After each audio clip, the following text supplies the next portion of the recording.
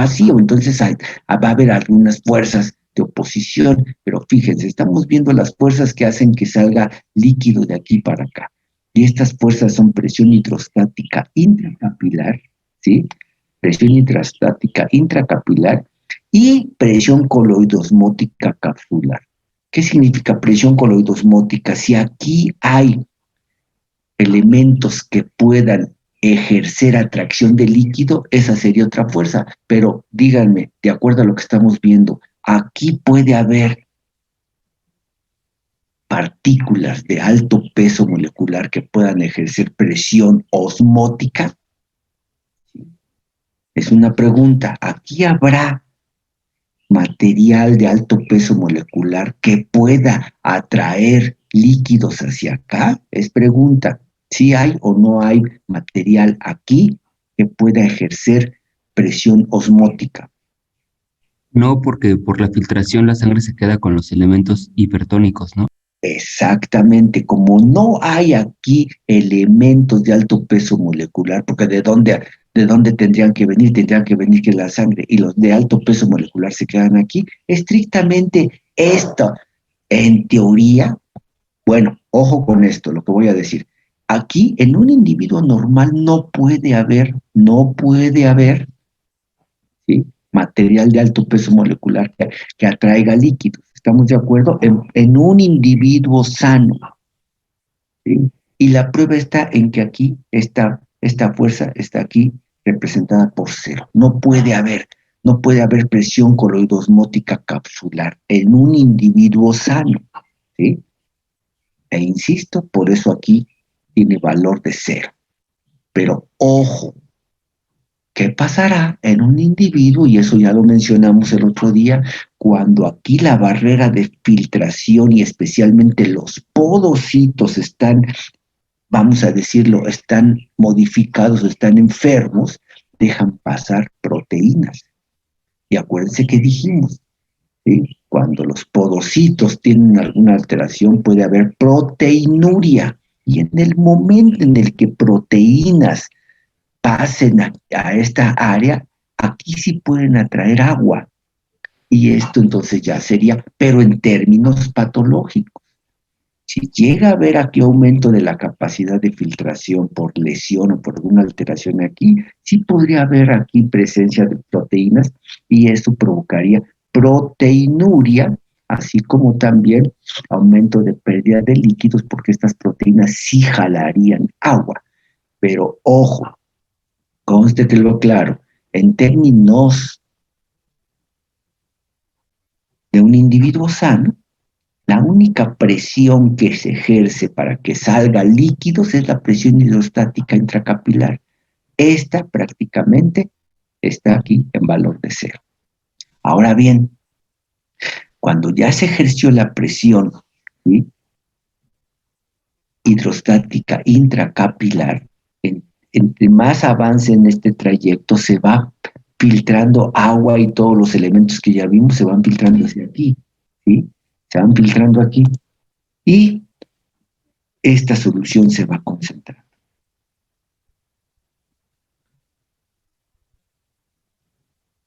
Ahora, estas son las fuerzas que van a tratar de hacer que salga el agua. ¿Cuáles son las fuerzas que retendrían el agua? La presión hidrostática capsular y la presión coloidosmótica plasmática.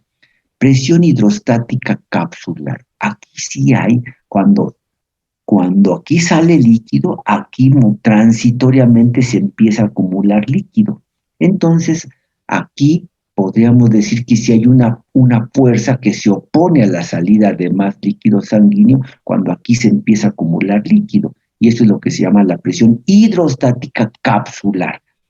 El hecho de que haya aquí líquido que va a avanzar lentamente, pero el hecho de que haya momentáneamente aquí líquido evita que de aquí salga más agua con más fuerza. Entonces sí hay una relativa oposición. Y después dice aquí, más la presión coloidosmótica plasmática, más la presión coloidosmótica plasmática, que sí es esta, plasmática, coloidosmótica es esta. ¿Por qué? Porque aquí sí, todas estas proteínas y elementos de alto peso molecular que no pudieron filtrarse, ahora sí atraen líquido y atraen algo de líquido, algo regresará, pero es muy difícil que sea un líquido en cantidades significativas, porque en realidad el líquido que se filtró aquí no se acumula y ejerce presión aquí. En realidad el líquido que se filtró sale por el túbulo contorneado proximal. Entonces existe muy poca probabilidad de que por presión coloidosmótica aquí regrese el agua, como sí lo expliqué, que regresaba en la irrigación de cualquier, precisamente de cualquier otro capilar, ¿sí? A nivel periférico, como lo expliqué, cómo se daba la irrigación. El hecho es que al final, con todos estos juegos de presiones, ¿sí?, está calculado precisamente y se ha observado que aquí la sangre entra con una presión, aquí sale parte de la sangre, de los elementos sanguíneos pasan hacia acá con cierta presión, también hay cierta presión que se opone al paso libre, etcétera, etcétera, y todo esto está medido. El chiste es que al final, ¿sí?, hay una ganancia neta de presión hidrostática aquí, una ganancia neta de 10 milímetros de mercurio. Y con 10 milímetros de mercurio es suficiente para que esta nefrona funcione, ¿sí? Ojo con esto, ¿sí? Debe de haber una presión para que se dé esta filtración, ¿sí? ¿Qué es lo que pasa cuando hay poca presión? Pues se disminuye la capacidad de filtración. Y por eso es que ante la hipotensión, ¿sí?, se pone en juego una serie de sistemas, entre los cuales se encuentra el sistema renina, angiotensina, aldosterona, para tratar de mejorar la presión, ¿sí? Esta situación entonces es muy importante, pero también lo contrario es importante comentarlo, ¿sí? Cuando baja la presión, no funciona bien la nefrona, pero cuando aumenta mucho la presión, ¿sí?, la hipertensión es dañina porque puede lesionar a este sistema de filtración. Entonces ese es un problema, por ejemplo, grave de los hipertensos y muy comúnmente asociado, por ejemplo, a los diabéticos. Entonces, los diabéticos generalmente terminan siendo hipertensos y generalmente terminan con daños en el riñón y generalmente este es uno de sus grandes problemas en los diabéticos. Entonces, por eso es que es tan importante el que haya un control específico de la presión de filtración. Pero entonces, bajo estas circunstancias, repito, aquí está el valor 10 milímetros de mercurio suficiente para que en este pequeño trayecto sea suficiente para que se pongan en juego las presiones y se dé la filtración suficiente y el líquido, repito, ¿sí?, no puede acumularse aquí, apenas aquí sale, se acumula momentáneamente aquí, pero avanza y luego empieza a salir y a circular por el túbulo contorneado proximal, ¿sí? Y entonces con estos 10 milímetros de mercurio es suficiente, que estaba marcado también en este esquema. La presión neta de filtración con 10 milímetros de mercurio, más que suficiente, ¿sí? Ahora bien, algunos factores que pueden afectar la filtración, ¿cuáles pueden ser? El tamaño molecular, ¿sí? Ya decíamos, perdón, todo soluto que pueda tener el peso molecular equivalente a el de la albúmina o de tamaño más pequeño puede atravesar la membrana, la barrera de filtración. Y lo que pese más de esto, de 69.000 Dalton, lo que pese más en un individuo sano, no puede atravesar la barrera. La carga eléctrica de los polos, por los poros capilares, ¿eh? Ya habíamos comentado que en los poros Sí, existen moléculas negativas, perdón, existen cargas negativas aquí. Por lo tanto, los compuestos que más pueden filtrar, que más pueden pasar, son los de carga positiva. Los iones de carga negativa tienen menos probabilidad de filtrarse. La activación de los podocitos otra vez, ya comentamos ahorita. Mientras los podocitos estén bien, están regulando bien el paso de las proteínas incluso. Cuando ellos se enferman, existe proteína, ¿sí? Dice aquí, activación de los podocitos. Son células tubulares que captan a las macromoléculas que intentan filtrarse y las regresan hacia la circulación general, ¿sí? Los podocitos entonces son la última barrera de filtración, porque acuérdense, aquí está el epitelio vascular, después sigue la membrana basal y después los podocitos. Esta es la barrera de filtración que ya revisamos. ¿Sí? También, por ejemplo, podemos hablar acerca del tono muscular de las arteriolas aferente y eferente. ¿Sí? El tono muscular, al fin y al cabo, son vasos sanguíneos. Y todos los elementos que puedan afectar la vasoconstricción o vasorelajación de estos vasos, cuando ingresan al glomérulo o cuando salen, evidentemente todo esto influirá en la calidad de la filtración. La presión arterial por esencia, ¿sí? Ya comentamos, es imprescindible que haya una presión específica apropiada. Menos que esa presión es malo, la hipotensión es mala porque no hay presión suficiente para filtrar. La hipertensión también es mala porque puede lesionar, ¿sí? A este glomérulo, a estos capilares glomerulares. Concentración de proteínas plasmáticas. Lo mismo que comentamos, ¿sí? Cuando hablamos de la irrigación general, ¿sí? Existen fuerzas, la presión hidrostática para que salga el líquido, pero ya quedamos que en una irrigación normal, quien hace regresar el líquido es la presión coloidosmótica ejercida por proteínas plasmáticas. Aquí también, ¿sí? Si hay pocas proteínas plasmáticas, hay poca presión coloidosmótica. Variaciones con respecto al flujo plasmático renal durante circunstancias especiales, preñez, deshidratación, anemia. Otra vez, ¿sí? Cuando hay situaciones, circunstancias fisiológicas específicas como la preñez, hemos comentado y lo vimos desde el inicio del curso, ¿sí? El estado de gestación, el estado de preñez, implica una serie de adaptaciones muy, muy importantes en el cuerpo de la madre. ¿Sí?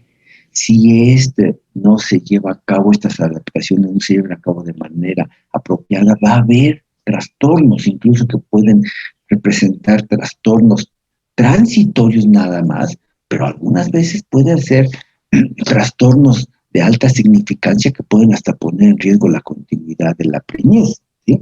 Entonces, bueno, aquí hablar acerca de la preñez implicará una serie de alteraciones tanto metabólicas como circulatorias y como endocrinológicas. Y todo esto puede modificar precisamente este comportamiento normal.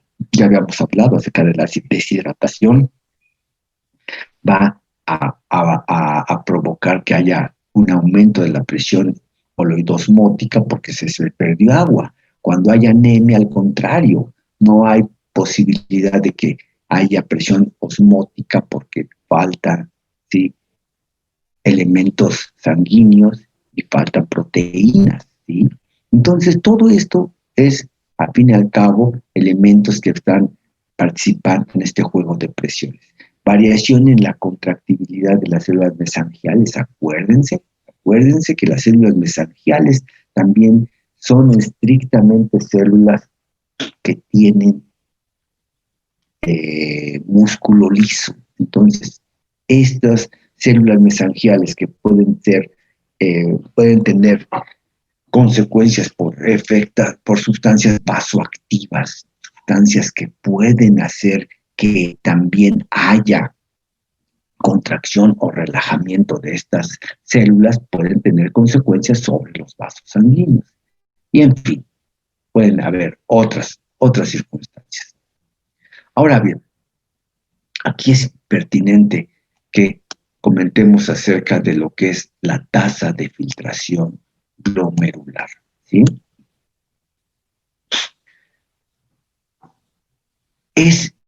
La tasa de filtración glomerular es el volumen de plasma filtrado por unidad de tiempo. Recuerden, y esto ya lo hemos comentado, en una muestra de sangre obtenida con anticoagulantes se puede obtener lo que se llama una prueba diagnóstica que se llama el hematocrito, ¿sí?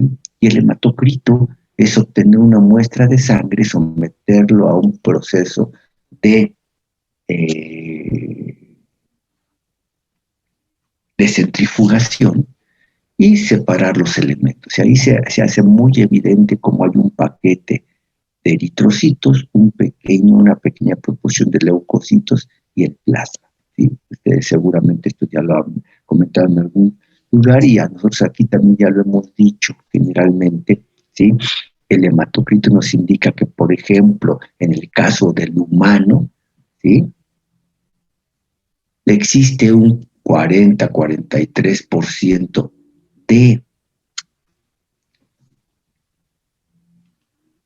de paquete celular, que son eritrocitos más leucocitos, un 43% en total, y un 57%, cerca de un 60% de plasma, que sería agua y muchos elementos disueltos, obviamente. Entonces, ojo con esto.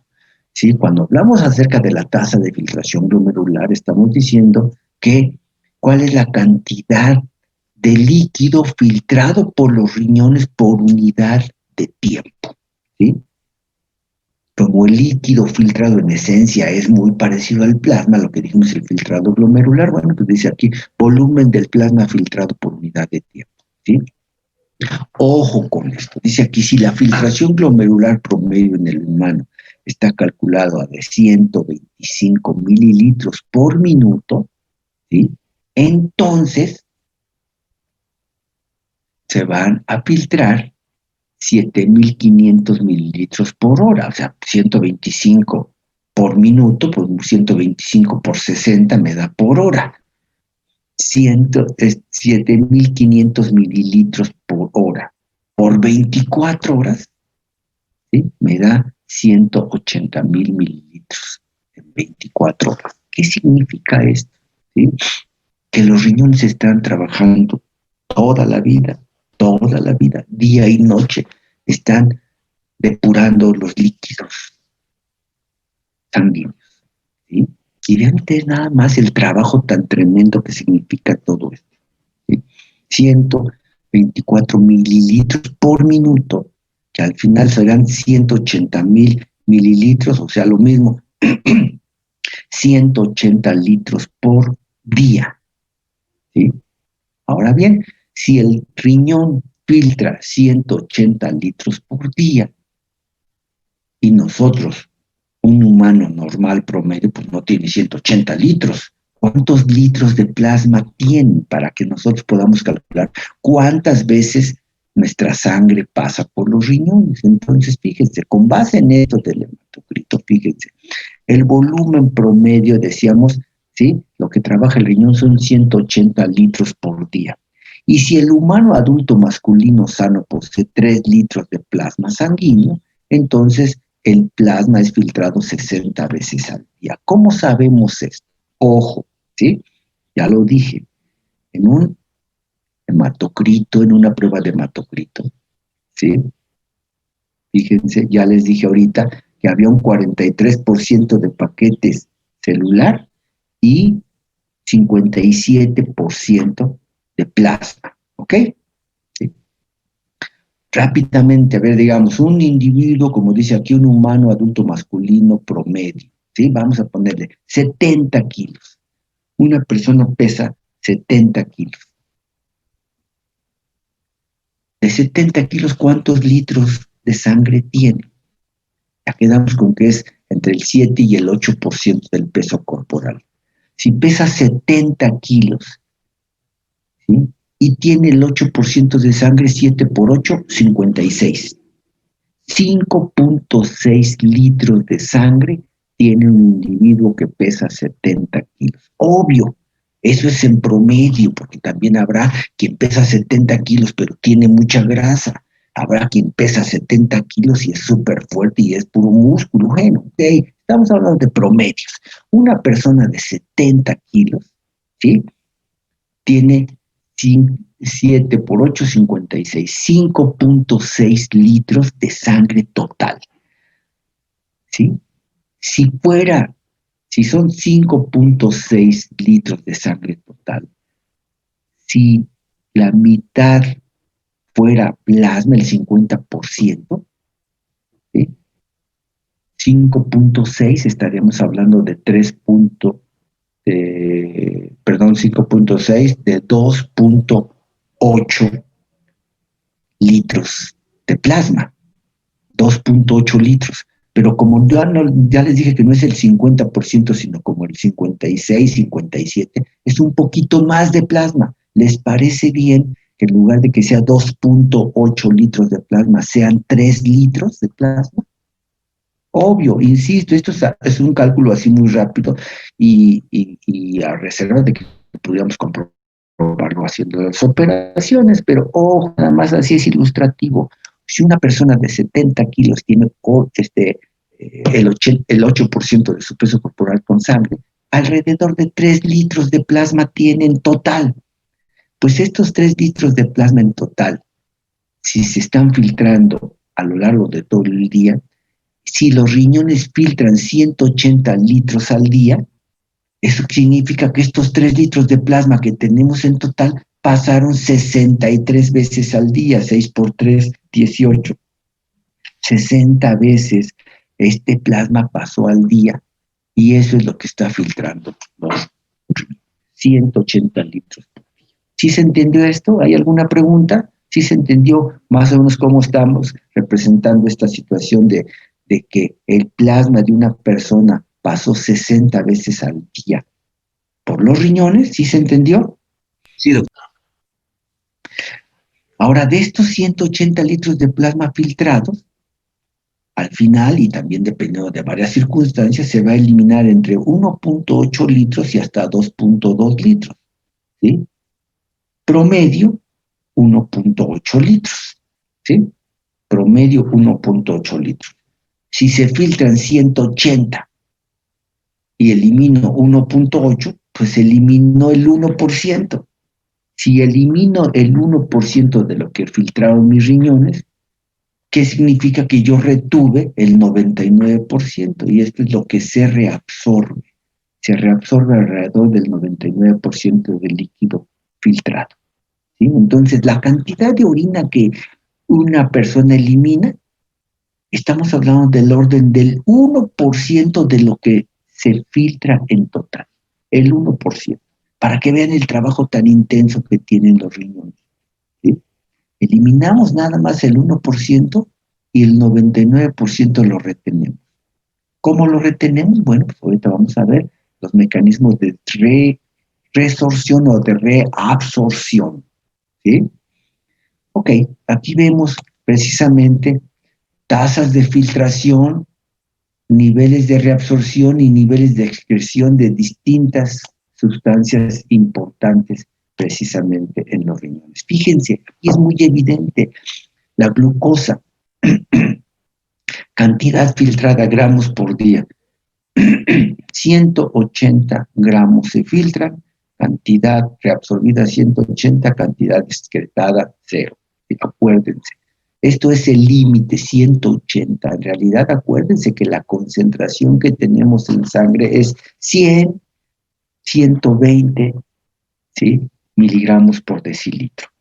Entonces, comparativamente ahí, si filtramos 100, 120, todo se reabsorbe. Nada tiene que ser expulsado por la orina. Y aquí vemos la máxima capacidad de filtración y máxima capacidad de reabsorción. ¿Sí? En un individuo sano, toda la glucosa que se filtra toda se tiene que reabsorber y nada tiene que aparecer en la orina. Por lo tanto, se reabsorbe el 100%. Es que esto es lógico. Si la glucosa es nuestro elemento energético por excelencia, y si comemos cuando nos falta glucosa, pues fíjense qué chiste sería comer para aumentar los niveles de glucosa, y cuando pasa por el riñón, pues ni modo, se perdió, dice el riñón, y pues ni modo, se perdió parte de la glucosa. No, en un individuo sano eso no puede pasar, ¿sí? Y así como está aquí, pues vean ustedes los diferentes elementos. Otro elemento muy importante, por ejemplo, el sodio. Vean la cantidad de miliequivalentes que se filtra, la cantidad que se reabsorbe, y podríamos decir que el sodio, prácticamente el 99.4% de lo que se filtró, se reabsorbe, ¿sí? Del cloro el 99.1%, del potasio el 87%. Fíjense, de la urea se reabsorbe nada más el 50%, porque en buena medida esto sale a través de la orina, y esto es lo que en un momento dado también, ¿sí? Es el olor característico también de la orina y de otras expulsiones, porque también tiene un olor característico, porque son elementos que se están desechando. Si no se van a reutilizar, hay que eliminarlos. La creatinina es una proteína que está relacionada, y eso lo vimos cuando hablábamos acerca de la fisiología del músculo esquelético, ¿sí? Existe la fosforilcreatina. ¿Sí? La fosforilcreatina es una proteína que está resguardando fósforo. ¿Para qué? Para el ATP. Cuando se necesita ATP, la fosforilcreatina cede su enlace energético, ¿sí? Y se queda como creatina, ¿sí? Se vuelve a fosforilar, entonces otra vez fosforilcreatina. Se vuelve a necesitar el fósforo y lo vuelve a ceder, y así está, fosforilándose, desfosforilándose, fosforilándose, desfosforilándose. Pero cuando esto se lleva a gran intensidad, por ejemplo, en un esfuerzo intenso, en una carrera deportiva prolongada, una evidencia de que hubo mucho trabajo muscular es la eliminación de creatinina, que es la creatina, pero degradada y eliminada. Entonces, cuando un individuo lleva a cabo un trabajo atlético prolongado, ¿sí? O un trabajo, alguien no es una cuestión atlética, es una cuestión de un trabajo físico, es un pobre albañil que se la pasa todo el día, trabaja y trabaja físicamente con los músculos, utilizándolos, pues elimina creatinina, ¿sí? Es la fosforilcreatina, cuando ya se degradó, queda creatina y después creatinina, y es lo que se elimina. Y la creatinina, una vez que se obtiene, nada se reabsorbe, todo se elimina, nada se retiene. Y así existen tablas diversas que ustedes van a poder analizar cuando estén en un curso de patología clínica, que en buena medida de esto se trata, de tomar muestras, ver los resultados y hacer la comparación y ver la eficiencia de los procesos fisiológicos que tienen lugar en un individuo, ¿sí? Ahora bien, decíamos, el siguiente paso después de la filtración es la recaptura, la resorción o reabsorción tubular. Es la recaptación de algunos de los elementos filtrados, pero que por su utilidad metabólica son reintegrados a la circulación. Ahorita lo acabamos de mencionar, ¿sí? Se filtró la glucosa porque su tamaño molecular lo permite. Pues sí, se filtró, pero es el elemento energético por excelencia, hay que recapturarlo, ¿sí? ¿Cuánto? Todo, ¿sí? Y entonces, aquí dice, la reabsorción es la recaptura de lo que se filtró, pero que hay que retenerlo porque es importante, ¿sí? Dice, aquí es parecido a la reabsorción en el extremo venoso del capilar muscular. Bueno, pues cuando vimos la irrigación dijimos, ¿sí? Parte de los elementos sanguíneos salen, ¿sí? Pero después parte regresan. Aquí estamos viendo. Aquí se filtró aquí está el filtrado glomerular, y cuando empieza a transitar aquí por el túbulo contorneado proximal, se empieza a dar este proceso de reabsorción. Dice aquí, más de la mitad de los procesos de reabsorción tienen lugar en el túbulo contorneado proximal. Ojo con esto. El túbulo contorneado proximal es el sitio en donde principalmente se reabsorben muchos elementos, y especialmente los más valiosos metabólicamente hablando. Este proceso no regula la concentración plasmática, solo la mantiene, ya habíamos hablado acerca de esto. La reabsorción puede efectuarse a dos niveles. La reabsorción puede ser transcelular y paracelular. Transcelular y paracelular. Vamos a hablar acerca de esto. ¿Sí? Fíjense, ¿cuáles son los elementos que se tienen que recapturar? Porque son importantes, ¿sí? Y que se recapturan en el túbulo contorneado proximal. Sí, aquí están las células del túbulo contorneado proximal. Que además, acuérdense, cómo está caracterizada este epitelio del túbulo contorneado proximal. Tiene vellosidades, que es lo que está aquí, las vellosidades. Entonces, esta es la pared del túbulo contorneado proximal y ojo, ¿sí? ¿Qué es lo que se puede retener? Que urge, que es muy importante y que es muy valioso. Glucosa, evidentemente. Aminoácidos. Comemos proteína para tener disponibilidad de aminoácidos y ni modo que después los perdamos en el riñón. Entonces, glucosa, aminoácidos, proteínas, ¿sí? Plasmáticas de bajo peso molecular, algunas vitaminas hidrosolubles y varios productos intermedios del ciclo de Krebs. También se reabsorbe sodio, fosfatos, citratos, uratos, etcétera, ¿sí? Y ojo, ¿sí? La reabsorción, dice aquí, puede ser transcelular o paracelular. ¿Qué significa transcelular? Este es el paso transcelular, ¿sí? Cuando una sustancia se reabsorbe y atraviesa a la célula del túbulo contorneado proximal. La atraviesa, por eso es transcelular, porque atraviesa la célula. Pero otro proceso puede ser entre las células, entre esta célula y esta célula, también aquí hay una unión celular. Puede ser ahí. Y entonces eso es lo que se llama paracelular. Acuérdense, el prefijo para es a un lado, las líneas paralelas, las que van una junto a la otra. Paracelular significa esto, el paso de sustancias entre las células o a un lado de las células, mientras que el otro es transcelular porque atraviesa toda la célula. ¿Sí? Bueno, entonces, ¿sí? Cuando hablamos acerca de los mecanismos de recaptura, los mecanismos de precisamente de transporte, bueno, pues aquí hacemos alusión a lo que ustedes seguramente saben y estudiaron muy bien en biología celular. Mecanismos de transporte a nivel de las membranas celulares, ¿sí?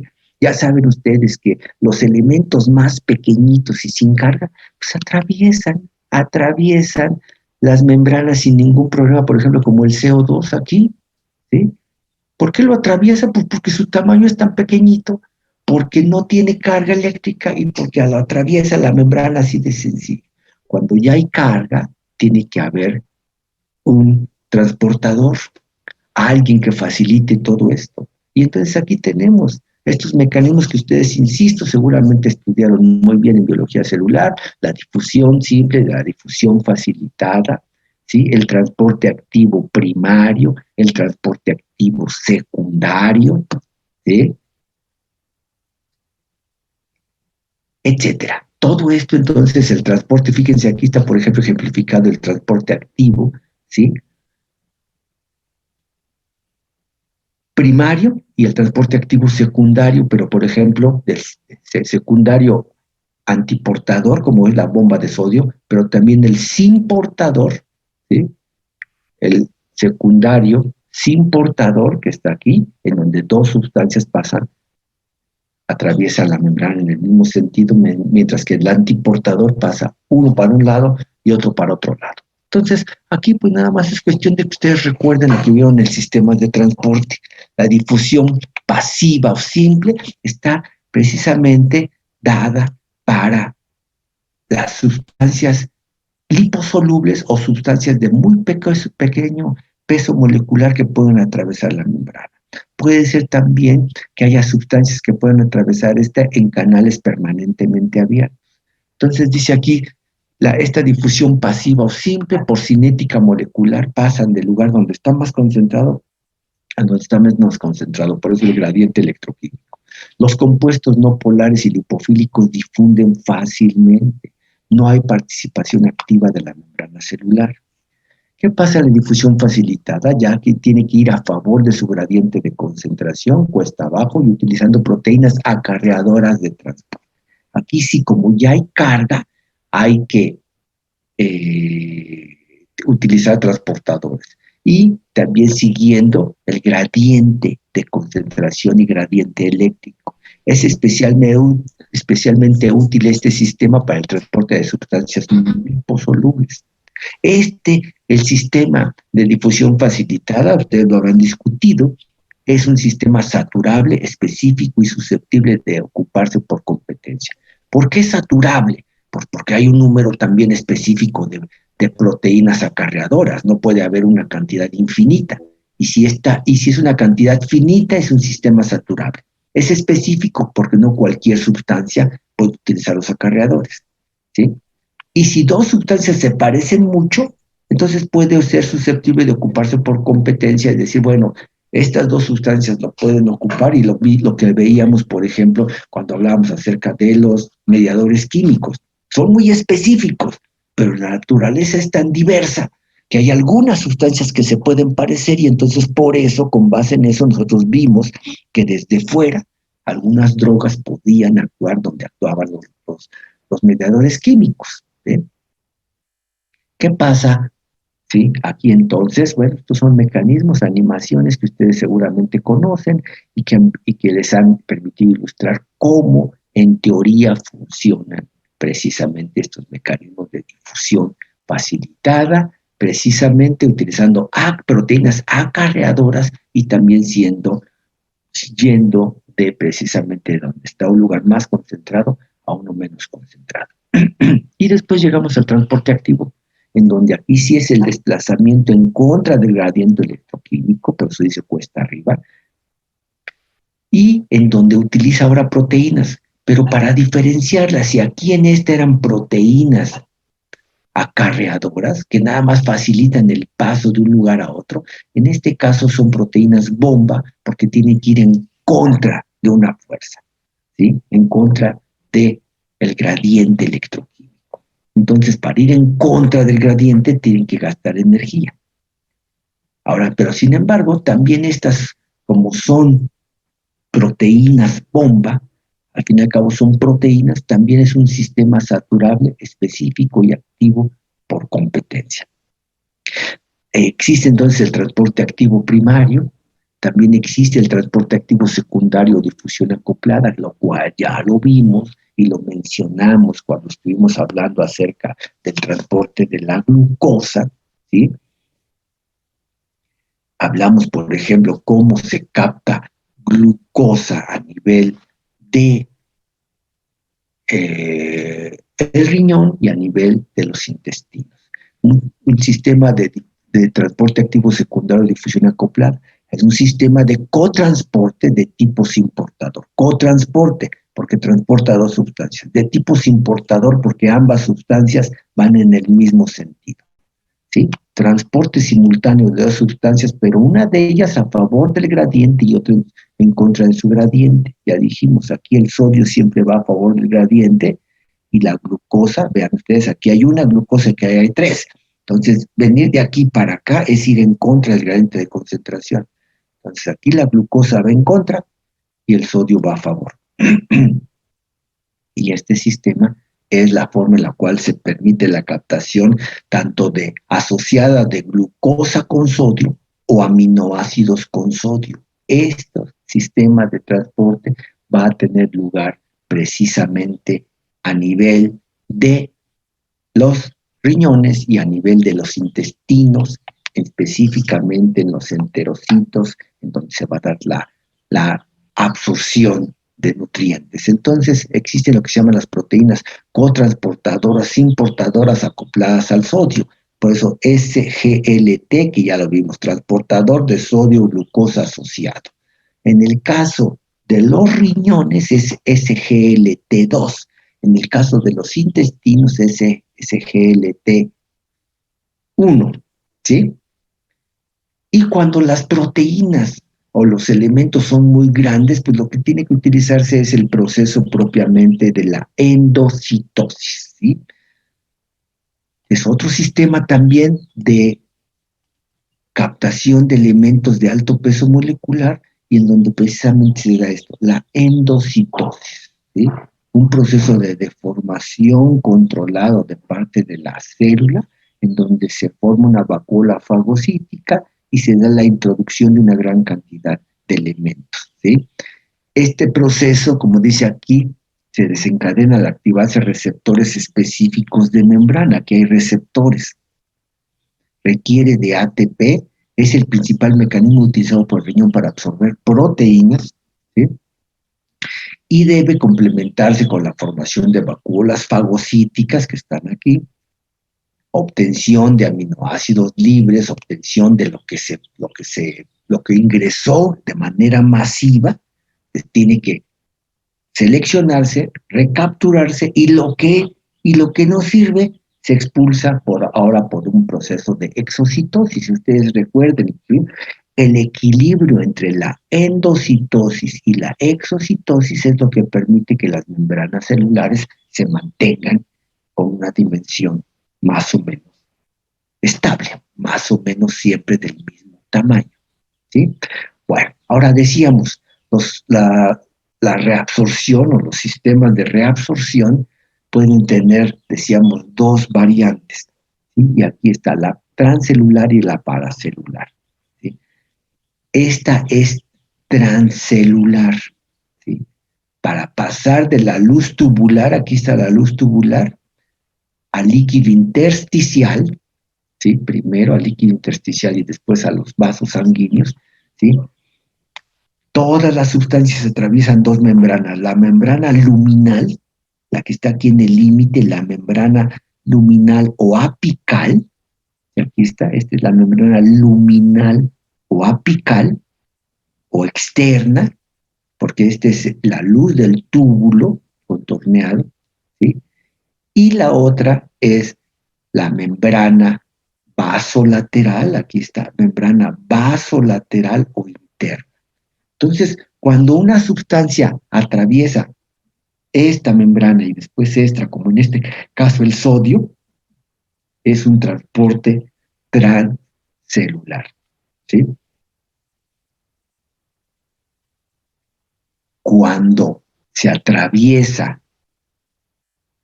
entre las células, esta es una célula, esta es la otra, cuando atraviesa aquí entre la célula es el transporte paracelular.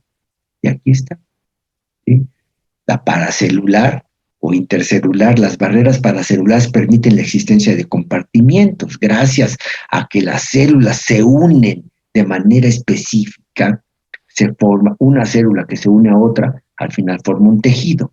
Y este tejido tiene un sentido, obviamente, de subdivisión, de control, etcétera. Entonces, por eso dice aquí, las barreras paracelulares permiten la existencia de compartimientos. Su presencia también facilita el mantenimiento de los gradientes necesarios para el funcionamiento adecuado de las células.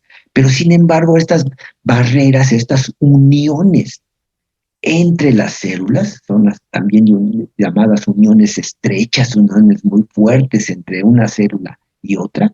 Estas uniones, ¿sí?, están constituidas por proteínas, ¿sí? Y no son barreras infranqueables. En realidad sí puede pasar, sí puede haber paso de sustancias, pero de manera muy controlada, de manera muy selectiva, ¿sí? Entonces aquí vemos cómo el potasio en buena medida puede atravesar esta unión, así como también el potasio puede atravesar toda la célula. Entonces, aquí puse, antes que esto puse de ejemplo al sodio, pero ahora también aquí al potasio lo podemos ver que atraviesa tanto a nivel transcelular como paracelular, ¿sí? Las uniones, decíamos ahorita, entre las células son sensibles a estímulos como la temperatura, la presencia de ciertos iones específicos, la concentración de calcio, algunos factores de crecimiento se ha observado que afectan estas uniones, ¿sí? Y es el transporte paracelular. Aún se desconoce su mecanismo de acción específico, pero ya se sabe con mucha certeza que aquí hay permeabilidad a nivel de estas uniones paracelulares. Y esto es entonces los tipos de mecanismos de reabsorción, transcelular o paracelular. ¿Sí? Ahora bien, nuevamente retomamos el ejemplo del sodio. Bajo condiciones fisiológicas se reabsorbe el sodio en promedio el 99.4%, como lo vimos en la tabla, ¿sí? Decíamos la tasa de filtración y la tasa de reabsorción. El 99.4% de lo que se filtró del sodio se va a reabsorber. Ahora, ¿cómo se reabsorbe? Con tres mecanismos, ¿sí? Por difusión facilitada, por difusión acoplada, ¿sí? Y por un mecanismo de cotransporte por transporte activo directo, ¿sí? Y entonces, ojo, el sodio entonces es tan importante que puede utilizar hasta diferentes mecanismos para poderse recapturar. El chiste es no dejarlo ir y el chiste es retenerlo, el sodio, ¿sí? Mucho cloro se reabsorbe por vía paracelular, también ya lo mencionamos ahorita, igual que el potasio. La porción ascendente del asa de Henle reabsorbe sodio y cloro. Pero ahorita vamos a ver esta ilustración de estos mecanismos de reabsorción del sodio. Vean ustedes aquí. ¿Sí? El sodio. El sodio se puede capturar, ¿sí?, por transporte activo primario, por transporte activo secundario asociado sodio con glucosa. ¿Sí? O decíamos también, ahí existen mecanismos específicos para reabsorberlo en donde se está gastando energía, ¿sí? Entonces el sodio es tan importante que se van a utilizar varios mecanismos para retenerlo, ¿sí? Y decíamos, por ejemplo, aquí, para que se pueda, aquí cuando hablamos acerca del transporte activo secundario, el sodio va a favor, acuérdense, siempre entra sodio a la célula porque siempre hay más fuera sodio que dentro. Entonces aquí el sodio va a favor y la glucosa en contra. Pero si este mecanismo funciona mucho tiempo, pues el sodio se tendería a acumular aquí. Y para que no se acumule, hay que sacarlo y mandarlo a los vasos sanguíneos. Y esto es precisamente por un transporte activo de una bomba de sodio-potasio. Mando sodio hacia la sangre y meto el potasio al interior de la célula. Esta ATPasa sodio-potasio, cabe mencionar que únicamente se encuentra en las membranas vasolaterales. Acuérdense, estas son las apicales o luminales, la membrana, y estas son la membrana vasolateral, ¿sí? O interna. Entonces, las ATPasas sodio-potasio nada más se encuentran aquí porque la utilidad es pasar el sodio hacia los vasos sanguíneos. En fin, por otro lado, también, incluso ya lo habíamos comentado, ¿sí? Esto que acabo de escribir aquí, esto sucede básicamente en el túbulo contorneado proximal y parte en el asa de Henle. Por eso dice aquí, la porción ascendente del asa de Henle reabsorbe sodio y cloro, en parte. Pero en buena medida, la gran cantidad de sodio se absorbe en el túbulo contorneado proximal. Otra parte en el asa de Henle. Y todavía en el túbulo contorneado distal, y esto ya lo vimos, existe todavía la posibilidad de captar un poco de sodio, pero ya por intercambio iónico. Esta imagen ya la vimos, ¿sí? Cuando ya viene por aquí el líquido, si todavía hay un poco de sodio, el cuerpo dice, a ver, pásame sodio. Te cambio el sodio y te lo doy, ¿por qué? Por potasio, te lo intercambio. ¿Ok? Y dice aquí, intercambio sodio-potasio. O también podría ser intercambio sodio por hidrogeniones. Como ya sabemos que CO2 más agua me forma ácido carbónico, que el ácido carbónico se disocia en bicarbonato y hidrogeniones, y estos se pueden intercambiar. Al fin y al cabo es la misma valencia. Hidrógeno positivo, sodio positivo. Entonces dame un positivo y yo te doy otro. Y de esta manera se capta sodio y se elimina o potasio o hidrogeniones. Y si se eliminan hidrogeniones, acuérdense, esto fue lo que dijimos, es la acidificación de la orina. Esto también Lo vimos ya en el tema de endocrinología, ¿sí? Por otro lado, y también ya lo vimos esto, el riñón también contribuye al mantenimiento del equilibrio ácido básico, pues estimula el funcionamiento del sistema amortiguador ácido carbónico bicarbonato de sodio. Ácido carbónico bicarbonato de sodio. El ácido carbónico formado se disocia en bicarbonato y en hidrogeniones, se intercambia hidrogenión por sodio, el sodio al unirse con el bicarbonato forma bicarbonato de sodio y entonces ahí está el sistema ácido carbónico bicarbonato de sodio para disminuir el pH que estaba tendiendo hacia la acidificación. ¿Sí? La aldosterona a nivel del túbulo colector reabsorbe todavía entre el 2 y el 3% del sodio filtrado, acuérdense. ¿Sí? La aldosterona, esa es su función a nivel del túbulo contorneado distal y en el túbulo colector absorbe sodio, un poco de cloro y agua. ¿Sí? De esta manera se estimula la hipernatremia, o sea, aumento de la concentración de sodio en la sangre, y la hipopotasemia, disminución del potasio en la sangre o en el líquido intersticial. ¿Sí? Entonces dice aquí hipernatremia e hipopotasemia como consecuencia de la hiperpotasiuria. ¿Sí? ¿Por qué? Porque estoy estimulando la pérdida de potasio, hiperpotasiuria. En fin, ya sabemos entonces que la ADH lo que hace es llegar al túbulo contorneado distal del túbulo colector y retener sodio, cloro y agua. ¿Cómo le hace?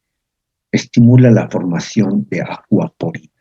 Esto ya lo hemos comentado precisamente, que estimula la formación de acuaporinas y entonces retiene el sodio arrastra el cloro y esto arrastra agua.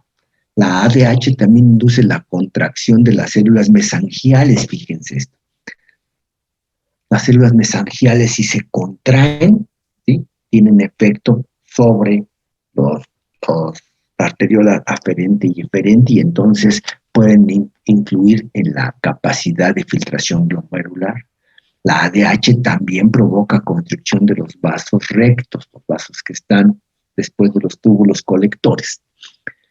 Por otro lado, entonces existe también, y ojo, un otro mecanismo también físico-químico que tiene lugar en los tubos profundos, así como también en el asa de Henle. Acuérdense que ya vimos que las nefronas pueden tener asas de Henle cortas, que son las nefronas corticales, pero también hay unas nefronas que tienen unas asas de Henle muy profundas, muy largas, ¿sí? Que son las nefronas yuxtamedulares, ¿sí? Las yuxtamedulares.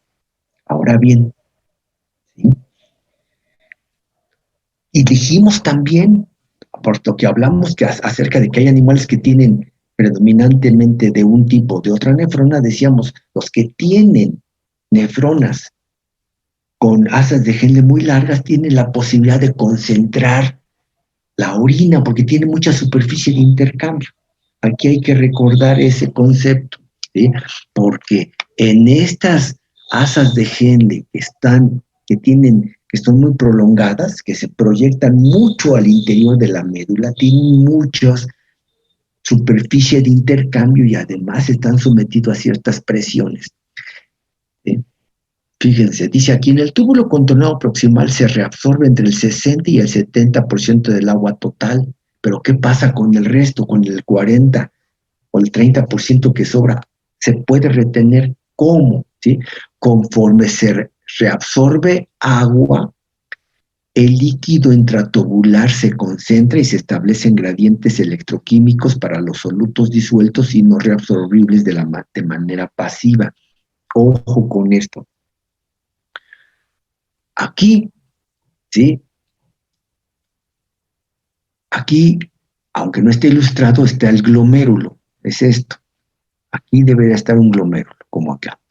Ojo, aquí se filtró cierta cantidad de elementos sanguíneos y quedamos con que en el túbulo contorneado proximal se va a reabsorber sodio, cloro, agua, vitaminas, aminoácidos, glucosa, aquí en el túbulo contorneado proximal.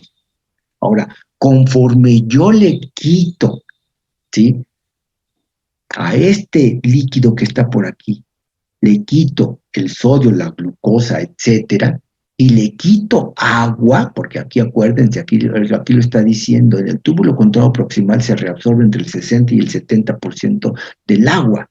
Entonces, si aquí este líquido que empieza a transitar por el túbulo contorno proximal, le quito agua y le quito los elementos de bajo peso molecular, aquí por dentro, el líquido que va transitando por aquí se va concentrando, porque le estoy quitando agua y solutos de bajo peso molecular, pero se va concentrando. Y vean ustedes cómo aquí se va concentrando y pasa de 300 miliosmoles por litro a 400, a 600, a 800, a 1000, a 1200.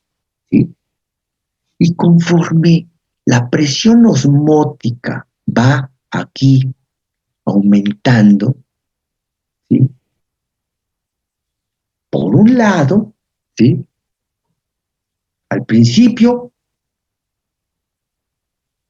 aquí hay solutos, aquí a nivel del asa de Henle hay solutos, y entonces aquí atrae al agua, y conforme se atrae al agua, si sigue saliendo agua, la solución se va concentrando, entre más agua sale. Pero después, esta misma solución que va aquí, ahora va a ejercer atracción, y el agua que se salió ahora va a regresarse. Y entonces aquí, como alcanzó esta presión osmótica muy alta, ahora atrae agua. Y en un sistema, ahora fíjense, cuando nosotros dibujamos una nefrona, esquemáticamente la ponemos así, y la ponemos como quien dice, como extendida. Por un lado aquí, para que se vea bien, ¿sí?, la arteriola aferente, la arteriola aferente, los capilares, la arteriola eferente, la cápsula de Bowman, el túbulo contorneado proximal, el asa de Henle, el túbulo contorneado distal, el túbulo colector. Sí, esquemáticamente está bien, nada más que ahora esto hay que reducirlo, ¿sí? Porque a nada más, acuérdense, hay que hacer caber miles o hasta millones de nefronas por riñón. ¿A dónde voy con esto? Que estas vías, estos túbulos que aquí los esquemáticamente yo los extiendo, en realidad están juntitos, este tubo con este, aquí van juntitos. Y dice, y esto es lo que se llama el proceso de contracorriente, de intercambio por contracorriente. ¿Qué es un sistema de contracorriente? Dice, es un proceso general de intercambio en donde la vía de ingreso al sistema, esta es la vía de ingreso, la vía de ingreso de una solución química transita de manera adjunta a la vía de egreso. Esta es la vía de ingreso y esta es la vía de egreso. Y como están juntitas, ¿sí?, por lo que durante el trayecto se efectúa un intercambio de elementos disueltos en el agua, obteniéndose algún beneficio. Ojo con esto. Entonces, aparte de todos los procesos activos, también hay procesos físico-químicos en donde, insisto aquí, este líquido venía con cierta presión osmótica, y conforme empieza a pasar por el asa de Henle, va perdiendo agua y se va concentrando. Y en la parte de ascenso, jala agua y se va diluyendo. Entonces, fíjense aquí, entró con 300 miliosmoles, llegó hasta 1200 y salió con 350, 300 y otro poquito más.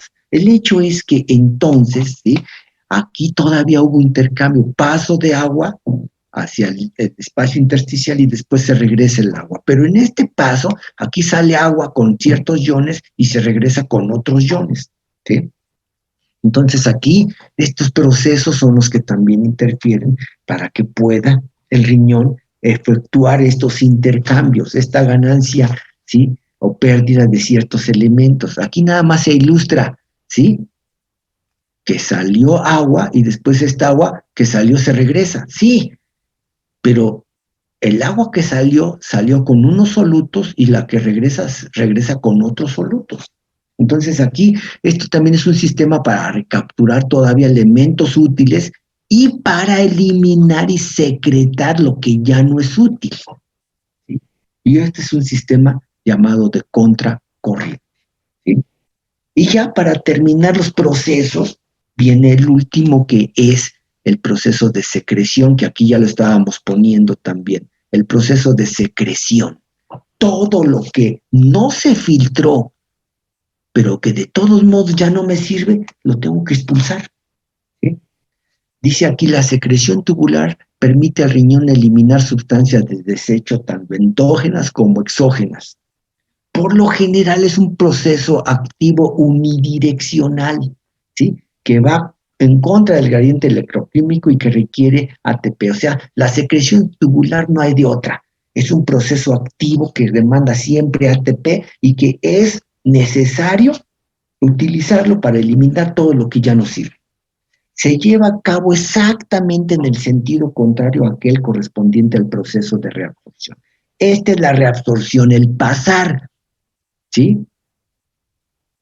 Del túbulo de la nefrona, pasarlo hacia la sangre, esa es la absorción o resorción, que es la secreción, el pasar de la sangre al túbulo de la nefrona. ¿Sí? Dice aquí, las diferencias de pH entre el plasma y el líquido intratubular a lo largo de todo el trayecto nefronal son determinantes para la secreción también de sustancias, ¿sí? Para que pasen sustancias de aquí para acá, es importante que haya un pH, es importante que haya una temperatura, es importante que haya una actividad enzimática específica, todo eso se requiere. ¿Cuáles son los elementos que el organismo elimina por secreción? ¿Sí? El riñón elimina, ¿sí?, muchos productos de desecho endógeno. Endógeno porque se generaron en el mismo cuerpo como consecuencia del metabolismo. ¿Sí? Endógeno, urea, creatinina, bilirrubina, ácido úrico, catabolitos del metabolismo hormonal, etc. Pero también secreta muchas sustancias exógenas. Sustancias que no se formaron en el cuerpo, que ya están en el cuerpo porque ingresaron de alguna manera. Y las va a eliminar, ¿sí?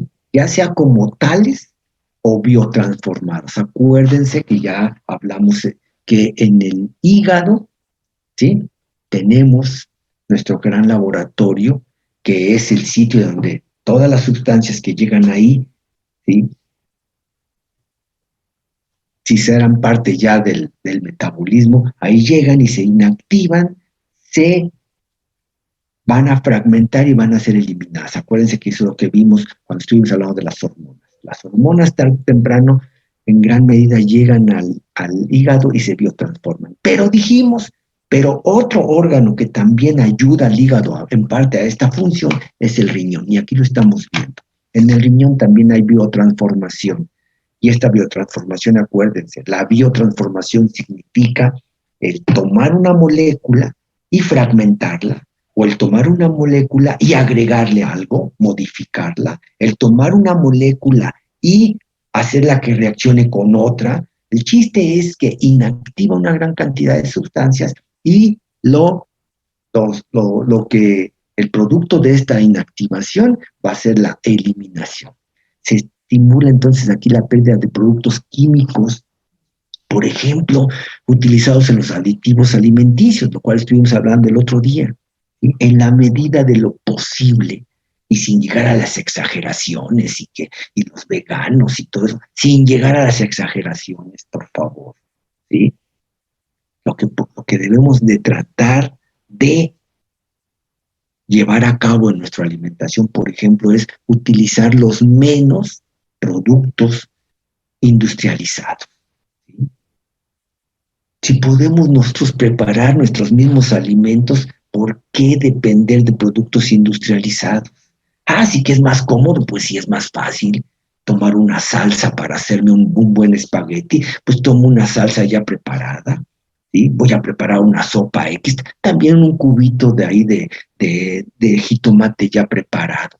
Todos esos productos industrializados tienen químicos y tienen conservadores. Algunos dicen que ya no tienen conservadores. Bueno, ¿sí? Algunos, pero otros no, otros tienen pocos. El hecho es que traten ustedes de utilizar lo menos que puedan productos industriales. Lo más natural es mejor y de esa manera hasta menos trabajo le damos a nuestros riñones, porque este es un trabajo que también ellos tienen que estar llevando a cabo. La eliminación de productos químicos utilizados en los alimentos, utilizados en los medicamentos, algunos pesticidas que aunque no lo queramos, ¿sí? También esa es otra situación relativa, ¿sí? Aunque nosotros nos esforcemos, a veces es inevitable el consumir algún producto natural, así entre comillas, pero en sentido estricto también, durante su proceso de obtención, también nos pusieron a ciertas sustancias químicas. El hecho es que todo esto es trabajo para los riñones y todo esto es expulsado gracias a la actividad esta de la secreción.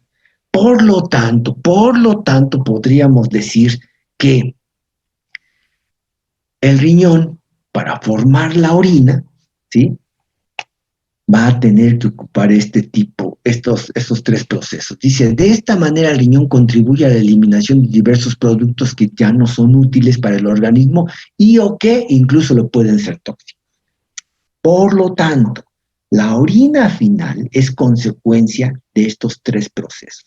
La orina final es el resultado de lo que se filtra menos lo que se absorbe y más lo que se secreta.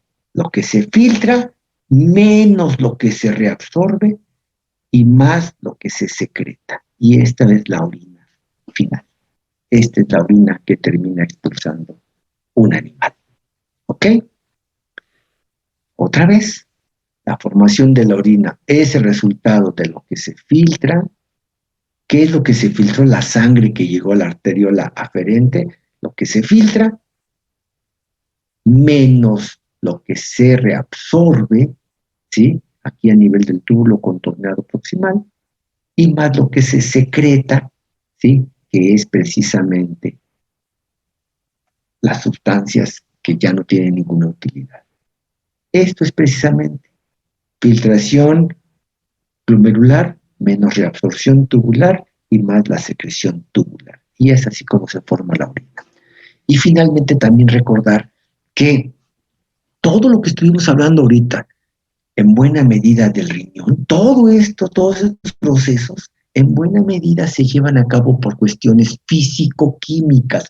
¿Por qué aquí se filtró el agua y se filtró glucosa y se filtró? Pues no es otra cosa más que por cuestiones físico-químicas. ¿Por qué se filtra la glucosa? Porque su tamaño se lo permite. ¿Por qué se filtra el sodio? Porque su tamaño se lo permite. Es una característica físico-química. ¿Por qué se reabsorben acá? Por sus características físico-químicas. Claro, todo esto se lleva a cabo en buena medida de los procesos renales, se lleva a cabo por las fuerzas físico-químicas, por su tamaño, por su carga, ¿sí? Pero una ayudada muy importante, una ayudadita importante será la que dan las hormonas. Y por eso aquí está, ¿sí? Influencia endocrina sobre el funcionamiento renal. Y ya vimos lo que hace la aldosterona, ya vimos lo que hace la angiotensina 2, ya vimos la ADH y la vasopresina, ya hablamos de los péptidos natriuréticos, ¿sí? Entonces hay que recordar todo esto que ya lo vimos, por ejemplo, en este caso, en las clases de endocrinología. ¿Sí? Y aquí recordar la aldosterona, ¿qué es lo que hace? Llegar, como es una hormona de tipo esteroidal, atraviesa las membranas, ubica su receptor a nivel del citoplasma de la célula del túbulo contorneado distal y el túbulo colector, se une a su receptor, este complejo hormona receptor estimula la síntesis de proteínas canales para el sodio pasa gracias a favor de su gradiente de concentración, ¿sí? e ingresa, pero una vez para que se mantenga siempre esta diferencia de concentración, siempre aquí alta y aquí bajo, para que se mantenga bajo, el sodio hay que bombearlo hacia la sangre por un sistema activo, ¿sí? Entonces, todo esto ya lo vimos. Ya hablamos acerca de los péptidos natriuréticos, ¿sí? Ya hablamos acerca de que estos son péptidos, son hormonas del corazón que éste va a producir precisamente, ¿sí? Cuando está recibiendo demasiada sangre y por lo tanto lo están haciendo trabajar muchísimo. Entonces, justamente, ¿sí? Por eso es que se da la liberación de estos péptidos, ¿sí? Acuérdense, péptido natriurético auricular, péptido natriurético, ¿sí? Cardíaco, péptido natriurético del cerebro, el brain, ¿sí? Existen cuando menos ahorita 3 péptidos natriuréticos que ya los vimos. ¿Qué es lo que van a hacer? Disminuyen la presión sanguínea sistémica. ¿Cómo? Aumentando la permeabilidad capilar y provocando extravasación de mayor cantidad de sangre y por lo tanto si se extravasa más sangre baja la presión arterial. También lo que puede hacer es incrementar la filtración glomerular como tal, ¿sí? Provoca la dilatación de las arteriolas aferentes y la relajación de las células mesangiales y con eso, ¿sí? Hace que llegue más sangre al glomérulo, se filtre más y haya más chance de que se pueda, ¿sí? Formar más orina.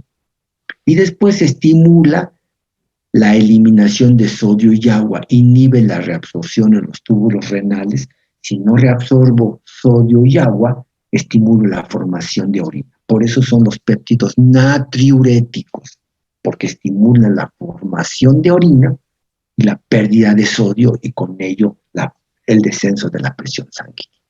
En fin, con esto terminamos prácticamente lo que es el funcionamiento del riñón en forma general.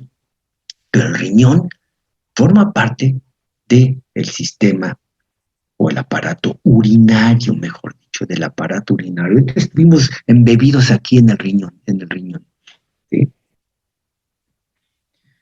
Ahora,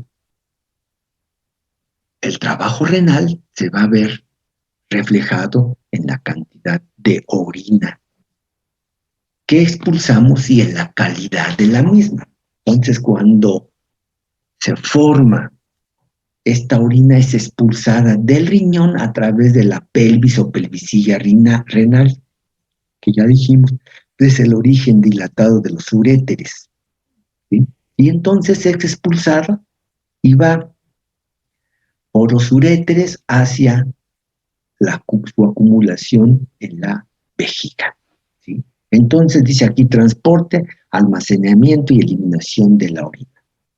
Entonces, la orina sale de los riñones vía pelvis renal y a través de los uréteres llega a la vejiga.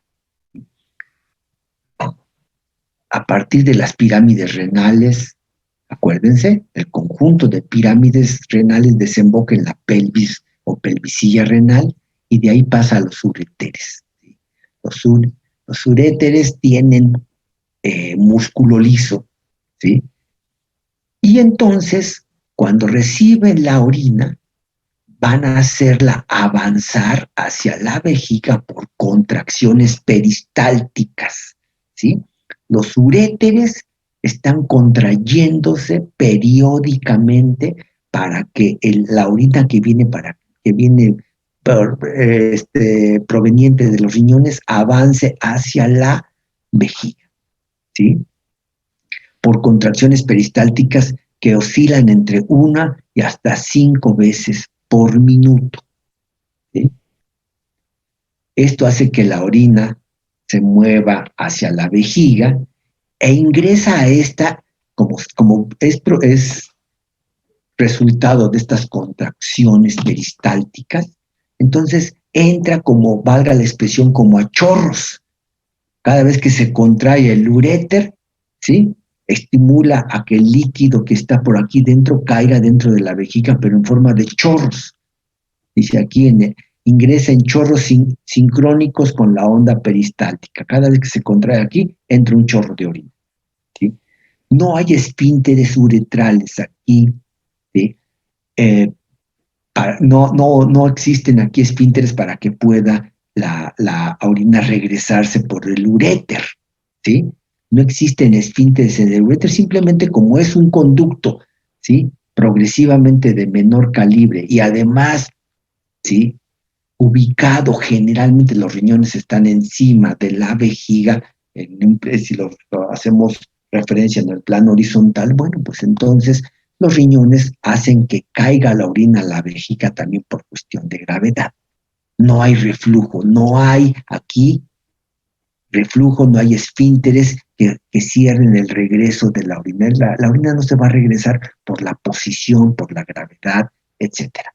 Ahora bien, si hablamos específicamente de la vejiga, ¿sí?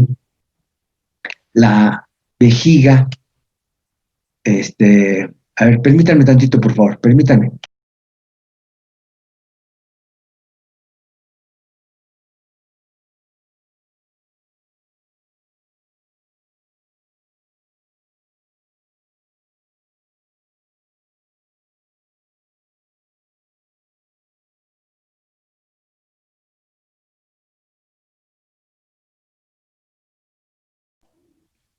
Perdón por la interrupción, discúlpenme.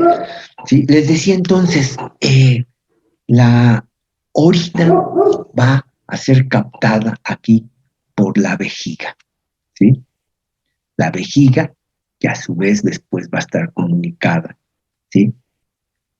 Con un conducto de salida también, la uretra. Entonces dice, vejiga y uretra forman una unidad anatomofuncional cuya finalidad es almacenar, la orina a baja presión y solamente vaciarse voluntaria y totalmente a través de lo que es la micción, ¿sí? Cuando ya se llenó, pero si no, dice aquí permanecer continente en los intervalos. O sea, aquí la vejiga tiene una alta capacidad de almacenamiento, ¿sí?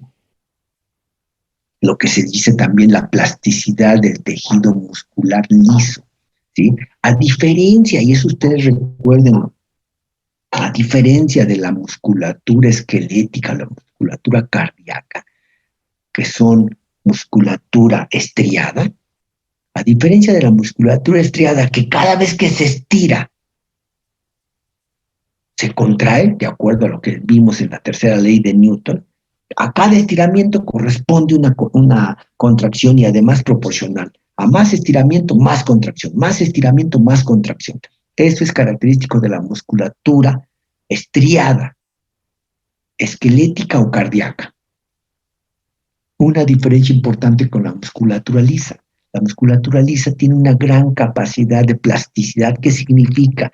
La musculatura lisa, cuando se le empieza a ejercer presión, no, o sea, cuando se le ejerce presión se estira, pero no responde contrayéndose, se estira y soporta la presión.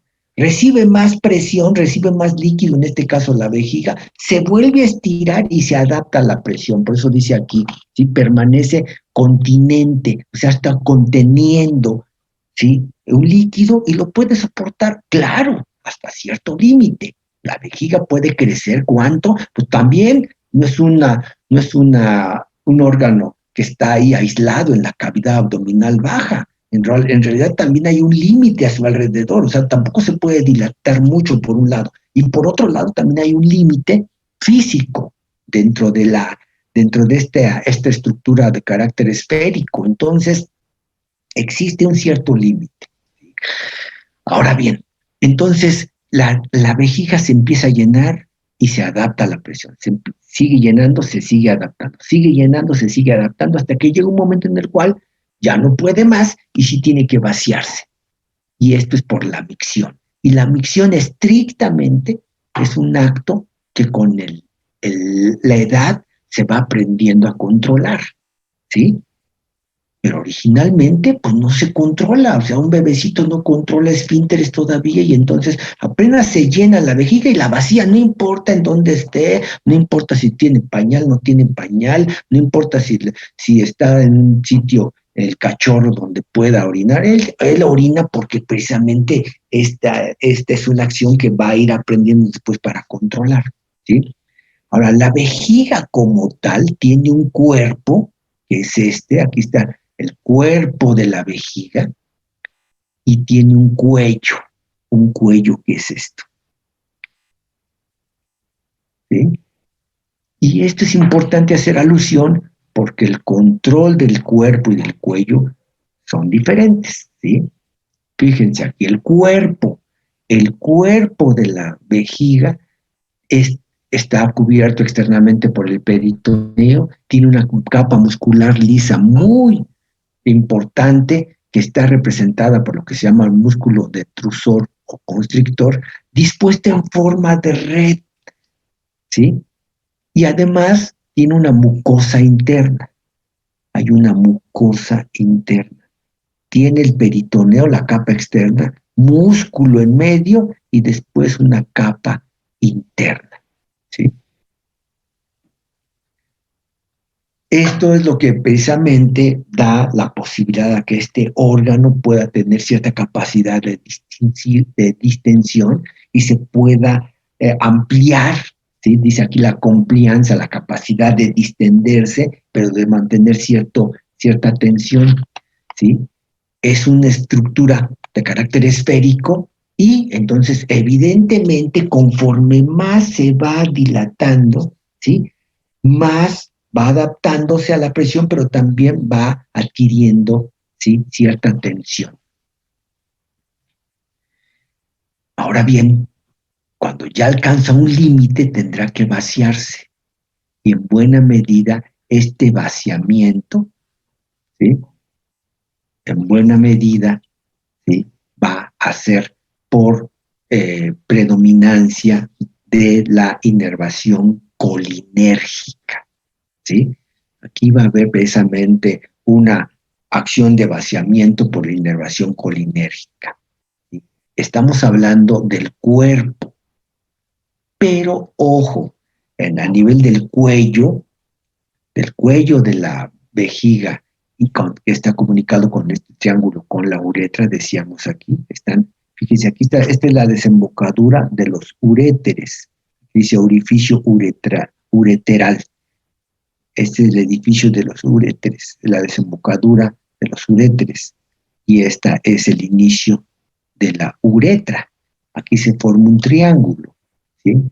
Bueno, en este cuello o triángulo, área comprendida entre los meatos uretrales y la uretra, incluyendo al trígono detrusor, pero con disposición de las fibras musculares en forma circular que se continúa con la musculatura uretral, ¿sí? Aquí, la musculatura que aquí era en varias direcciones en el cuerpo, en la musculatura a nivel del cuello ya básicamente es de manera circular, ¿sí? Ya nada más es aquí a nivel circular, a diferencia del resto de la musculatura acá, que puede tener, ¿sí? Puede ser oblicua, circular, lineal, etcétera. Aquí va a ser básicamente de carácter circular y todo esto está controlado precisamente por terminaciones nerviosas, ¿sí? Y esta parte circular final de salida ya de la vejiga, en parte está controlada, ¿sí? ¿Sí? Esta musculatura en círculo está controlada por el simpático, la inervación adrenérgica, ¿sí? Como esta es una disposición muscular circular, forma como un esfínter. Es lo que se llama un esfínter interno, pero es esfínter interno de músculo liso, ¿sí? Porque fuera ya de la uretra, sí existe un esfínter externo de músculo esquelético, que por ser músculo esquelético está inervado por el somático. Y este es en realidad el control voluntario, el que ejerce el control voluntario de la micción.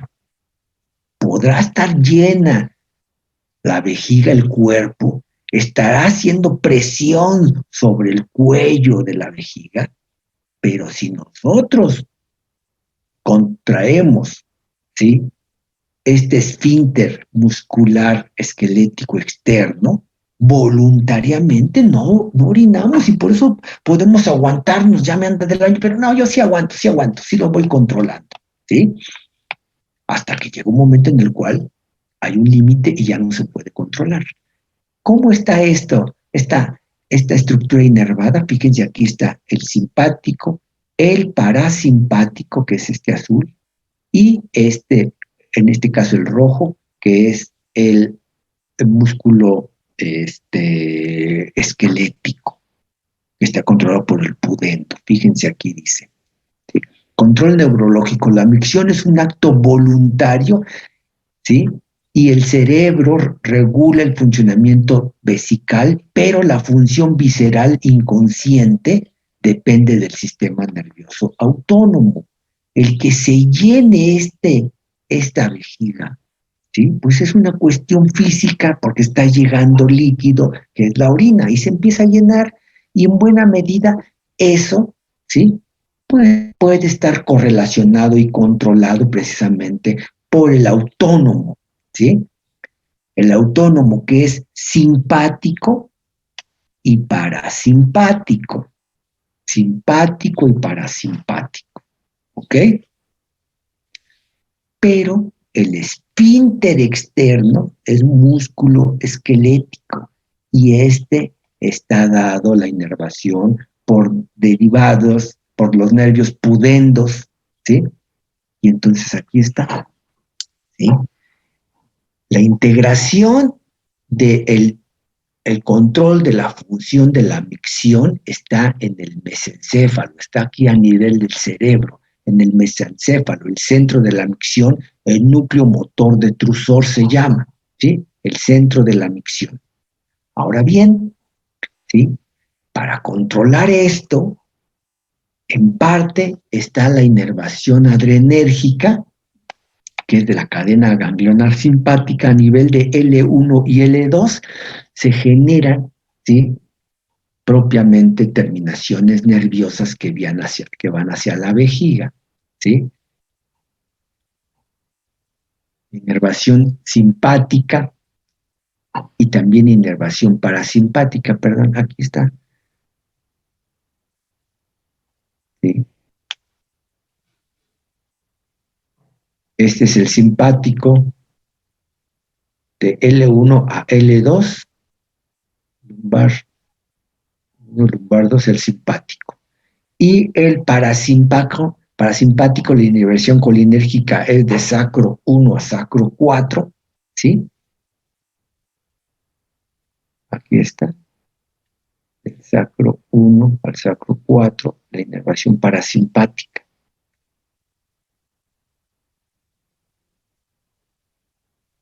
Y la inervación somática, que inerva precisamente al esfínter externo, es el nervio pudendo en el segmento, ¿sí?, sacro 1, S1 a S2, y aquí está, S1, S2. Este es inervación somática. Entonces hay inervación autónoma, simpática, parasimpática, inervación somática que controla el esfínter externo.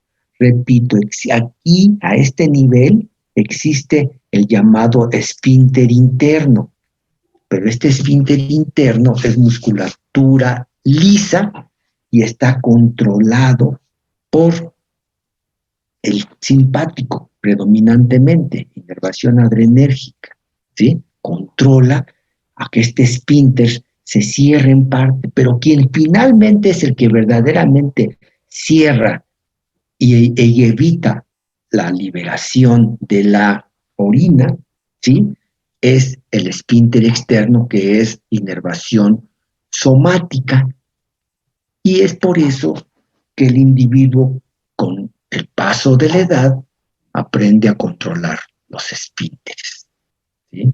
Y así como un bebecito al principio no lo hace, con el paso del tiempo se le enseña y aprende a controlar esfínteres, ¿sí? Esfínteres que, por cierto, pues cuando ya se alcanza la edad senil, pues estos controles se van perdiendo, aparte de que puede haber algunos trastornos, por ejemplo, a nivel prostático y todo esto, ¿sí? La próstata va a tener también a contribuir a contener o a relajar el paso de la orina, y esto es algo muy común, por ejemplo, en el caso ya de los ancianos, hombres y mujeres, y también de los ancianos animales, ¿sí? Ya al final otra vez ya no puede haber un control de esfínteres, y bueno, pues ya eso es algo común. Una persona ya de 70 y tantos, 80 años, no se diga más grandes, pues ya también ya hay que usar pañales de repente porque ya no controlan tan fácil los esfínteres, y esto es algo que también se va perdiendo con el tiempo, y hay que entenderlo, y hay que ayudar, y hay que comprender a nuestros ancianos. El hecho es que entonces todo esto es precisamente la manera en la que se da el control propiamente de la micción, y vemos cómo precisamente entonces, sí, estamos hablando acerca de esta función tan importante. La emisión de la orina va a estar controlada desde acá arriba, ¿sí? A través de la inervación autónoma, simpática, parasimpática, así como también a través de la inervación somática.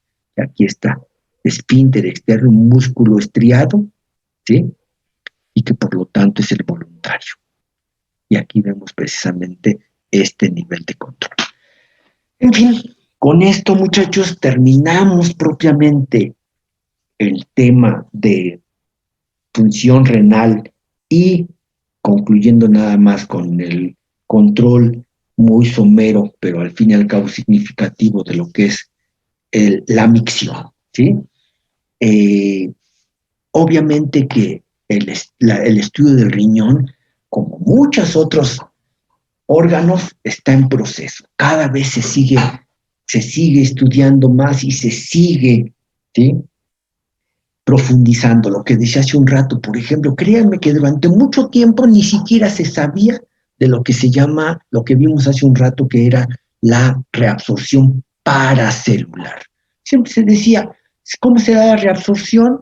Pues simplemente los líquidos que van los túbulos renales, por los túbulos de la nefrona, pues atraviesan las células de los túbulos y pasan de la luz del tubo hacia el espacio intersticial, y después se integran en la circulación. Y así de sencillo. Esto del vaso paracelular tendrá unos 15 años, ¿sí? Y es importante mencionar que, por ejemplo, muchos de esos estudios lo han aportado fisiólogos mexicanos, por ejemplo, que están estudiando en el laboratorio de fisiología y biofísica en el CINVESTAB de Ticomán, ¿sí? Eso tienen hasta renombre a nivel mundial porque han hecho aportaciones muy importantes. Entonces el riñón se sigue estudiando y hay muchas cosas que hacer. Si eso hay que hacer todavía en la fisiología humana, imagínense nada más todo el mundo y oportunidad todavía que hay para el estudio a nivel de la fisiología veterinaria, a nivel de la fisiología de los animales. Hay mucho que hacer, ¿sí? Debo decirles que aun cuando la medicina está muy desarrollada en algunas áreas de la veterinaria, como en las pequeñas especies, ojo con esto, ¿eh? No hay nefrólogos como tales veterinarios, ¿sí? Hay clínicos muy buenos, pero nefrólogos como tal veterinarios no los hay. Hay muchas cosas que hacer. Entonces, bueno, concluyo diciéndoles que material hay. Este libro, por ejemplo, se llama, nada más es el riñón, ¿sí? Este libro está constituido por 2 tomos, cada tomo como de 800 páginas, ¿sí? Es un libro que profundiza en lo que más se ha podido a nivel mundial en este libro. Y este libro lo encuentran en la Facultad de Medicina, lo encuentran en muchos lugares, si alguien quisiera profundizar un poquito sobre el riñón. Y hay muchas cosas que hacer. Y no solamente hablan del riñón humano, sino del riñón con muchos animales, porque también es producto de la experimentación. En fin, ya sabemos que bibliografía hay muchísima, hay que tener, sí, interés, y repito lo que les dije en las clases pasadas. En este curso de fisiología lo que tenemos es dar las bases y ya ustedes tendrán que profundizar en su área de interés. Yo me quiero dedicar a pequeñas especies, está muy bien, pues profundízale en perros y gatos. Profundízale ahora. No, pues yo me quiero dedicar a la fauna silvestre, también está bien. No, yo quiero dedicarme a los rumiantes, todo esto. Ya vimos que hay diferencias estructurales y seguramente también funcionales entre los diferentes, ¿sí?, animales.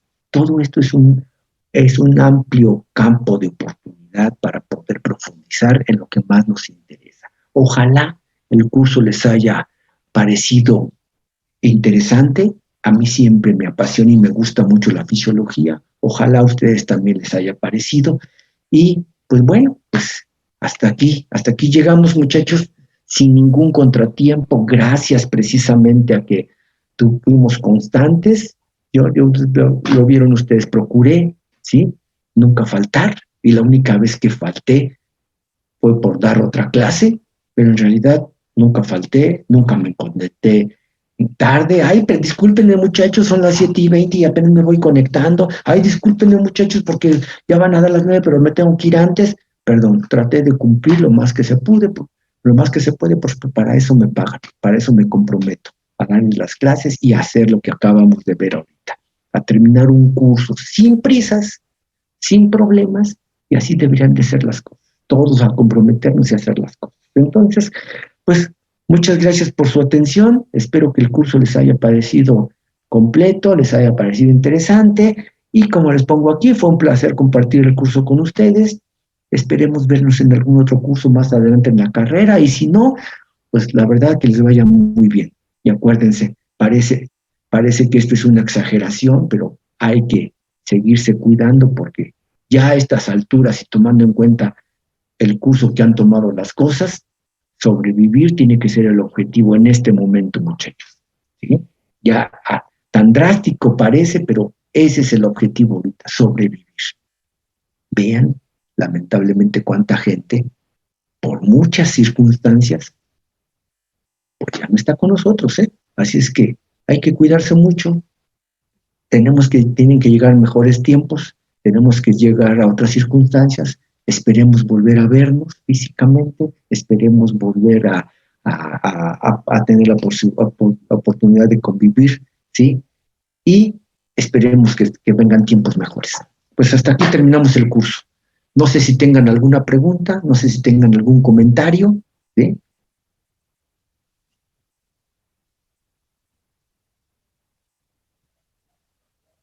¿Perdón? ¿No oigo nada? No, pues nada más que No, muchas gracias. Muchas gracias, doctor. muchas gracias por el curso. Pues les digo, ojalá yo les digo, yo les aseguro que vimos todo lo que marca nuestro programa. Así es que ese fue mi compromiso y aquí estamos llegando al final de esto. Por favor, sí, aquí estoy viendo en el chat también, pues bueno, pues en general, dando las gracias, qué bueno, sí, y como les digo, espero que el curso les haya sido interesante y sobre todo que les sea motivante, créanme, ¿sí? Si esto se los dije el primer día de clases y se los sostengo hoy, ¿sí? La fisiología es probablemente la asignatura más importante y yo les aseguro que dedíquense a lo que se dediquen, van a tener que recurrir siempre a la fisiología. A lo que se dediquen dentro del ámbito de la profesión, ¿eh? Aún cuando yo, ¿qué voy a saber de eso si yo me voy a dedicar a diseñar instalaciones? A mí me encanta, voy a dedicarme a la salud pública. ¿Yo qué voy a? Todo tiene que ver con fisiología, absolutamente todo. Entonces, por eso les digo, ¿sí? Yo se lo sostengo hasta ahorita. Es la materia más importante y ustedes van a tener que recurrir a ella toda la vida a nivel profesional. Todo deben de buscarle la forma en la que funcionan las cosas y para ello se necesita la fisiología. Entonces, bueno, les agradezco mucho su atención, repito, y ojo, para el día de mañana, ya estamos libres, pónganse a estudiar como locos, valga la expresión, por favor, estudien muchísimo. El miércoles tenemos el examen, ¿sí?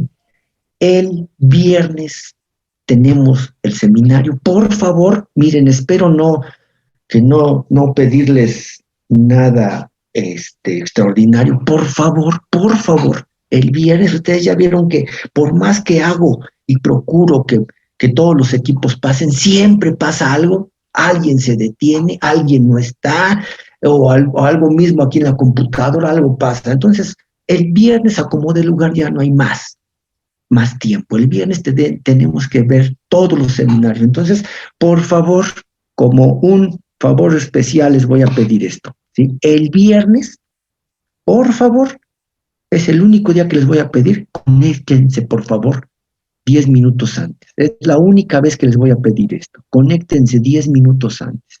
¿Qué quiere decir? Que al 10 para las 7 los quiero conectados para que empecemos. Si no al 10 para las 7, empecemos al 5 para las 7, 3 para las 7, pero yo necesito que terminemos ese día. Y ya veremos precisamente, esperemos, yo creo que en estos días ya van a salir los calendarios de los exámenes y nos van a decir qué día tenemos el examen final. Hay que prever todo eso y entonces, por favor, ya entre más rápido yo tenga calificaciones, más rápido les puedo dar sus promedios y más rápido les puedo dar las buenas noticias. Seguramente varios de ustedes van a exentar. Muchos de ustedes van a exentar. Yo les decía en forma general, me parece que fue un buen grupo, van a exentar. Y los que no exentaron, pues ni modo, al hacer examen final. También aquí sí yo les voy a pedir, por favor, ¿sí? Aquellas personas que, pues lamentablemente, por muchas circunstancias, no vamos ahorita a analizar por qué, pero por muchas circunstancias, perdón, pero ya llevamos 2 exámenes, ¿sí?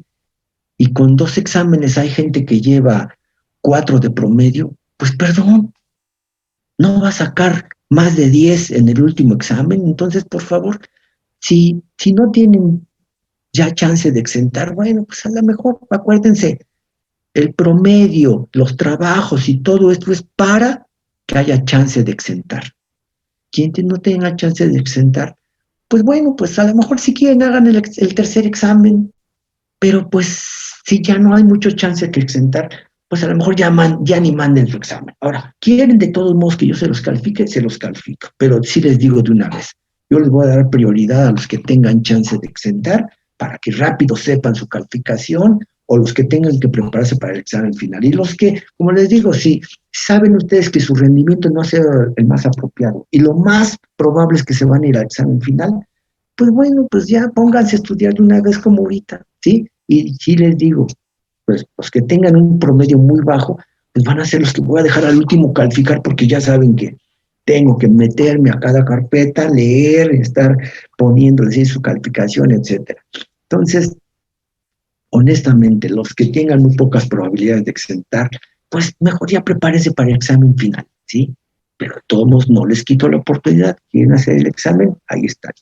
¿Quieren que les califique este examen? Con mucho gusto, pero nada más denme tiempo. Entonces, ya quedamos así. Mañana, único día de todo el semestre, no nos vemos porque ya terminamos.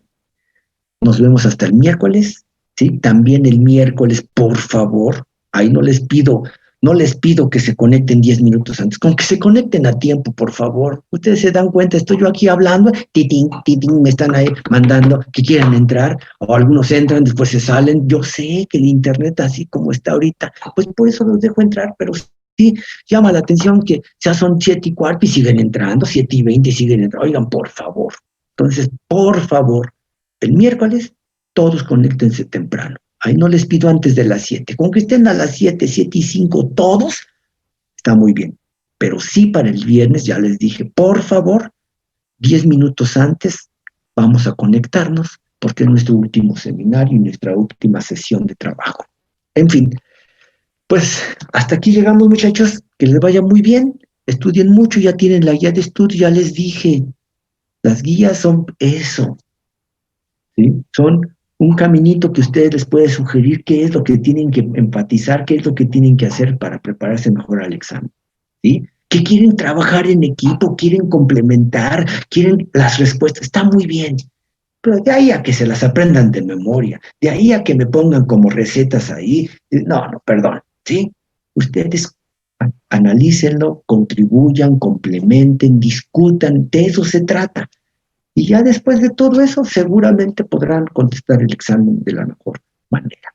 Que les vaya muy bien, ¿sí? Y entonces nos vemos para el día de mañana. Ahorita nada más, espero, por ahí estás, Camacho, que me preguntaste el otro día algunas, no, perdón, Castillo Vázquez, ¿estás? Sí, aquí estoy. Ok, ahorita te quedas al último, por favor. Los demás, por favor, entonces, así ya quedamos. Cuídense mucho, que les vaya bien. Nos vemos hasta el miércoles, por favor, para el examen temprano, por favor. ¿Ok? Cuídense mucho, hasta luego. Gracias por todo, doctor. Buen Muchas gracias.